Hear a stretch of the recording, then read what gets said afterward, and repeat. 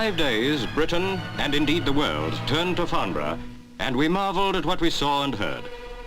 As we looked at the latest aircraft that have swept Britain to the forefront of aviation, we remembered the men behind the scenes, whose initiative and inspiration had created them on their drawing boards. And we thought of the men who flew them first, like John Derry, test pilot of the de Havilland 110.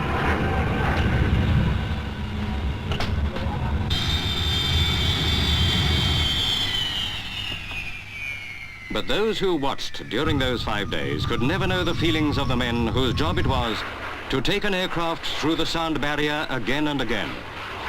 And perhaps as we thrilled to their daring, we almost forgot that on each and every flight, death flew with them. But those who were there on the 6th day will never forget. For it was on that day that a fault developed in Derry's black aircraft, and he and his observer flew in another. The aircraft broke through the sound barrier and then flew low over the airfield. Now the split-second disaster in slow motion.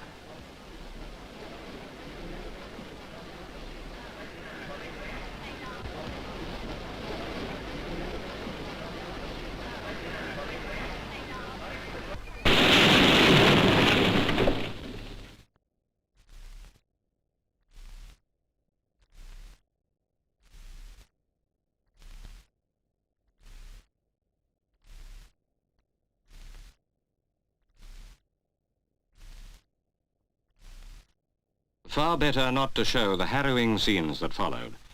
The heavy death roll is mute testimony of the dreadful tragedy. Almost at once, Derry's friend Neville Duke flew a Hawker Hunter through the sound barrier again. Flying, like progress, must not stop. John Derry was an explorer in an unknown world, whose barriers can only be penetrated by such men as he. Their courage and skill have won us great victories in the skies, and they will go on.